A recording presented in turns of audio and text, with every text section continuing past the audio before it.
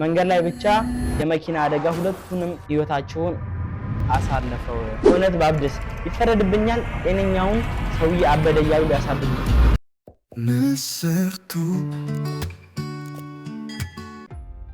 ሰላም ውድ የንስር ቲቪ ቤተሰቦቻችን ዛሬም በሌላ ታሪክ ተመልሰን ቀርበናል። ቀጥታ ወደ ታሪኩ እንሄዳለን ማለት ነው። የቸገረው እንደሚለው ተረት አውጥቼ አውርጄ አልሆን ሲለኝ ነው ወደ እናንተ ያመጣሁት። እስቲ መፍትሄ ካለው ንገሩኝ ይላል ማለት ነው። እናም በመጀመሪያም ከዚህ ቀደም ለሰጣችሁን ፖዚቲቭ ኮሜንት እንዳለ ከልብ አመሰግናለሁ እያልኩኝ ቀጥታ ወደ ታሪኩ እንሄዳለን ማለት ነው። የዛሬን ያርገውና በጥሩ ሁኔታ እኖር የነበርኩ በጣም ባይሆንም ሀብት አለው የምባል አይነት ሰው ነበርኩ። በጣም የምወዳት ሚስትና ሁለት ቆንጆ ሴት ልጆች ነበሩኝ። መኖር እንደሱ ነው ሞያማ እሷ ጋር ቀረ እየተባለ የሚወራልን ደስተኛ ቤተሰቦች ነበርን። ብቻ ምን አለፋችሁ እንደኔ ደስተኛ ሰው አልነበረም። ምን ያደርጋል በአንድ ጊዜ ይህ ደስታ እንደጉም ተነነ። ይሄ ሰውዬ በአካባቢ በጣም ጥሩና ደስ የሚል ቤተሰብ አለው የሚባል ለሰው አሪያ የሚሆን ትዳርና ፋሚሊ ነበረው ማለት ነው። እናም እንዲህ ያለ ታሪኩን ይቀጥላል። አንድ ቀን ባለቤቴ ዘመድ ልጠይቅ ብላ አንድ ልጃችንን ይዛ ወደ ክፍለ ሀገር ሄደች። ድጋሚ እንደማይገናኝ ሰው ሆዴ እየባባ ሸኛዋት። የፈራሁት አልቀረም። መንገድ ላይ ብቻ የመኪና አደጋ ሁለቱንም ህይወታቸውን አሳለፈው። በአንድ ቀን ሰማይ ተደፋብኝ፣ አይምሮዬን ሳብኩ።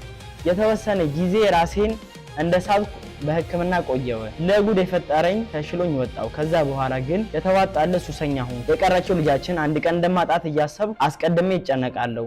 መኖር ትርጉም አጥቷል። ለእኔ ግን በህይወት እስካለው የሰካራማ አባትሽ እየተባለች ቢሆንም ከብቸኝነት ይሻላታል በሚል ነው ይሄ ሰውዬ መኖር አስጠልቶታል ማለት ራሱን ቢያጠፋ ይቀለዋል። እናም እንዲህ በማለት ታሪኩን ይቀጥላል። አሁን ለእኔ መኖር ሳይሆን ልጄ ለማኗኗር ነው የምኖረው። ምን ተስፋ አለኝ ከእንግዲህ? አንድ ያለኝ የባለቤቴ ፎቶ ነው። ቀን ከሌት የማወራው የማናገረው ፍቅሬ ትዝታዬ ነው። ይህ ፎቶ ሳየው አጠገቤ ያለች ያህል ነው የሚሰማኝ። በዚህ ተግባሬ ሰዎች እንዳበድኩ ማሰብ ጀመሩ። አይ አበደ ለየለት በቃ እያሉ ያለ ስሜ ስም ሰጡኝ። የሰውዬ ያለ ስሜ ስም ሰጡኝ ማለትም እሱ እውነትም ጤነኛ ነው፣ ምንም አላበደም ማለት ነው። ግን ይህን በሚያደርግበት ሰዓት ሁሉም እንዳበደ ነው የሚቆጥረው። እናም ይሄ ነገር የስነ ልቦና ጫና አሳድሮበታል ማለት ነው። እናም እንዲህ ማለት ታሪኩን ይቀጥላል። ሁሉም ሰው ከኔ እየራቀ ሄደ። እብድ የሚለው ቃል ቅጽል ስሜ ሆነ። ደግሞ እውነት ባብድስ ይፈረድብኛል፣ ጤነኛውን ሰውዬ አበደ እያሉ ሊያሳብዱት ነው። ይህ ሰውዬ እውነትም እኔ ፍጹም ጤነኛ ነኝ እያለ ነው። ግን አካባቢው ወይም ደግሞ ማህበረሰቡ አንተ አብደሃል እያለ በግድ ወደዛ ነገር እየገፋፉኝ ነው እያለ ያለው ማለት ነው። እና ቆይ በእኔ ቦታ ብትሆኑ ምን ታረጉ ነበረ? ህይወቴን ተነጥቄ መኖር ምን ትርጉም አለው?